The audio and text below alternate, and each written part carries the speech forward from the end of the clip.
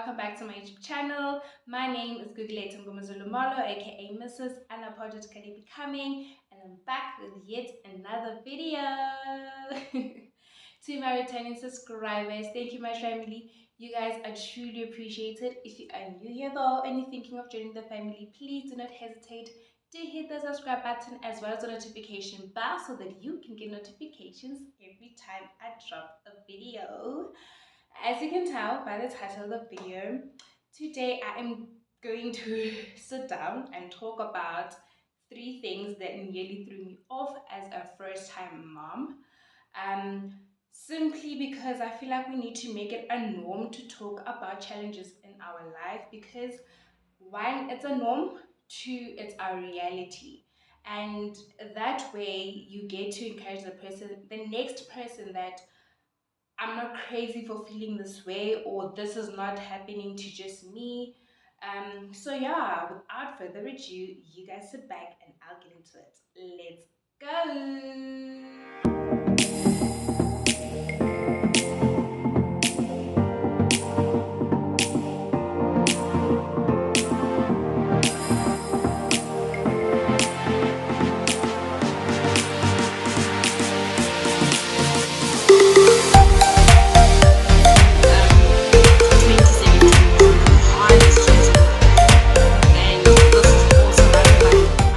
So first things first, right?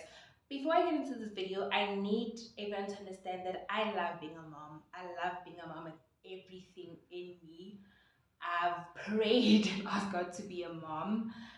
So I am living within one of my prayers. So I truly, truly love being a mom. All right. But these three things are things that when they started happening, I was like, but whoa, which one is this one? All right.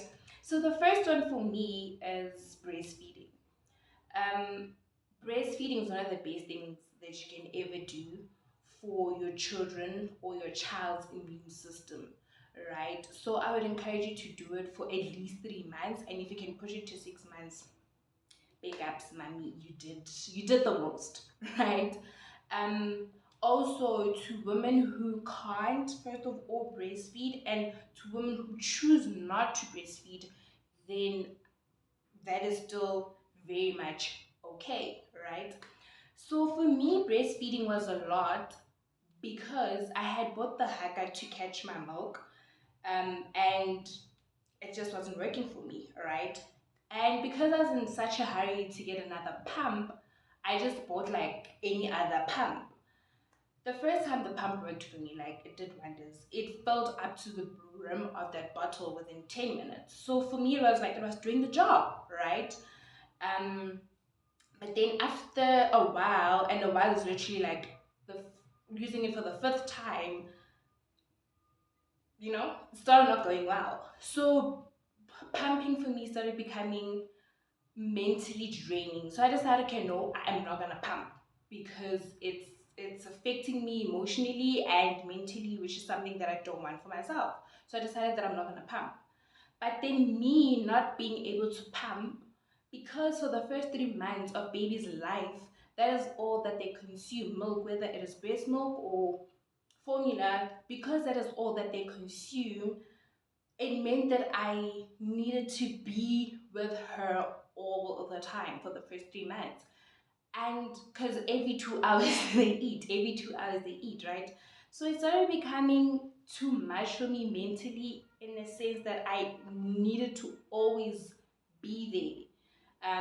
Every time she was crying, mommy. Do you get what I'm saying? For the first 3 months, she, in a way, solely depended on me. And it can be a lot because this is a new journey, this is a new role. You sometimes need to step away from it and just be alone and be in your, especially because I love being alone, guys. I just like sitting alone, even if it's just for 10 minutes outside. I just like sitting alone. I enjoy my company a lot. So sometimes I really felt like I wanted to step away, but I really couldn't, right?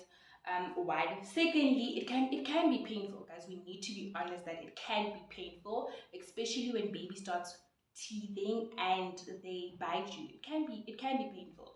But overall, it can also be a very beautiful experience, um, because you're amazed by what your body can do. One, two, you also you bond with your child. So yeah, that was it for me. Number two, teething. Oh my word. When your baby starts to teeth and you don't know what is going on because there's a change in behavior, right?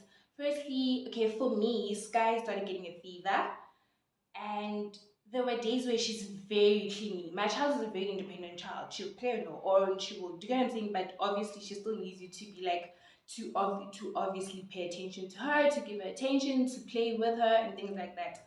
But she's a very independent child. But when she's teething, she becomes clingy. Like all she wants is for you to hold her, to hug her, to kiss her, to to just be there for her. So she had a fever and she was on mommy, and obviously I don't mind, she's my child. And then some days she doesn't want to eat at all, like she doesn't want to eat at all. So obviously at that age they do pick things up and they want to put it in their mouth, and she had put something in her mouth, so I was trying to take that thing out and I was like, oh, okay, here's where the change in behavior is coming from, right? Also, she went from like waking up just 2 times a night to 4 times a night, because I think, I don't know, this is a theory that I came up with. The motion that happens when they're breastfeeding soothes their itching gums. I don't know, because she literally wants to be on the boob the whole time, or most of the time, when she's teething. So for when it was new, I was like, before I discovered that she is teething, I was like, what? What is this behavior? This is new to me, right? So that is why teething was a bit much for me. But when her second set came, her third set came, I knew what was gonna happen, so I was prepared for what was gonna happen. So yeah, that is why teething was a lot. Last but definitely not least is the different phases that babies go through and the challenges that come with it. Because you get used to the, like, let's say the specific phase that you're in, and you get to, maneuver around whatever's happening and the behavior and the challenges, and then something else, something new pops up, and you're like, okay, but we just figured this one out, and there's a new one, right? So, for example, I'm gonna give you two examples. The first one, between 1 to 3 months, Sky had a thing. I'm not sure if there are types of colic, but I know the common colic. Hence, I'm saying I'm not sure. I'm not a doctor. But I know the most common colic is when your child is crying a lot, right? But with us, Sky would literally tighten her body, and then she would make this sound for the first 3 months. And for us, it was like, okay, what is this? Is our child okay? And she would mostly do it at night, right? Excuse me. But for her, when she went for her, I think, yeah, when they're born, they have like a lot of checkups. So one of those checkups, when she went for it, we told our doctor, and our doctor was like, unfortunately, this is normal. It happens to some children. And then he prescribed Bennett's colic mixture. That worked like magic for us, because we had, before you go to the doctor, we go to, we go for the normal clinic checkups, and we had told the sisters, and then they told us what to give her. But these other two brands, unfortunately, were not working for us. But then we got to the doctor, and then he prescribed Bennett's colic mixture, and it worked like wonders for us. And after that, it gave us, we could be like, okay, what's happening is normal. Although you wouldn't want it to happen to you, obviously. But we were like, okay, okay, what is happening is normal. And he did say that towards the end of the baby being 3 months, it does stop. It actually is supposed to stop, right? And it did. It really did. And then another phase for me that is a lot is this one. She's a year and 3 months. It's actually bittersweet. Actually, all the phases are bittersweet, but it's sweet in the sense that you get to see your baby develop into a human being. Like you get to see their personality. You get to see them understand when you tell them something. Although they might not be able to respond in words, but when you tell her, please go give this to daddy, or when she sees daddy's phone's there, she knows this daddy's phone and she picks it up and she goes to give it, she gives it to daddy. If she sees my phone, she knows it's mommy's phone. She'll pick it up and go give it to mommy. Do you know what I'm saying? Like those things when you see them develop into this beautiful, intelligent human being is like amazing. But it's also that phase where you're literally running after them the entire time.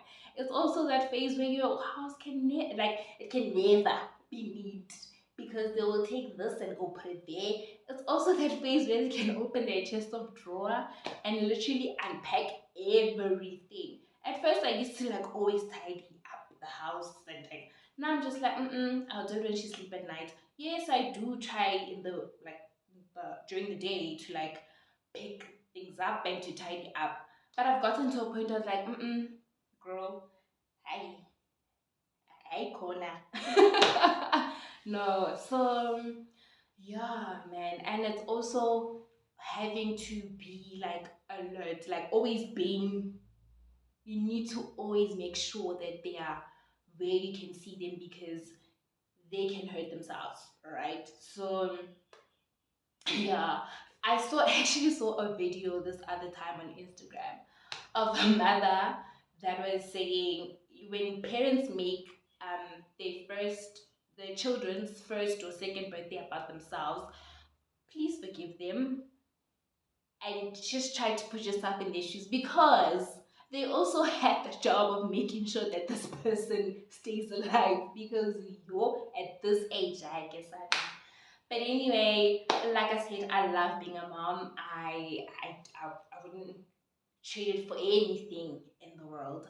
Um, also, with that being said, ladies and gentlemen, I would like to leave you guys with a little message is that any role in life, whether it is being a husband, a wife, a mom, a new an employee, an employer, an entrepreneur, any new role can be consuming, right? It can consume you so much that you forget to fill your cup. So, what I want to tell you guys today is please don't forget to fill your cup. Please don't forget to continuously do things that bring you happiness. Like, for example, I know that if I work out, I'm gonna feel a lot better after that workout. I know if I go for a hike now, I'm gonna be over the moon. I know if I go for horse riding or if I go to a theme park, I know that when I come back, I'm gonna be filled. So whatever makes you happy, I know if I go do my nails or my lashes, I'm gonna come back and I'll be like, so do not forget to fill that cup. I know, most importantly, this is the most important one. I know that if I sit down and I spend time with God, I feel a lot better afterwards. So do not forget to fill your cup. I'm sorry for that irritating sound, but that is the end. Well, this is the end of the video. Until next time, thank you very much for watching and stay blessed.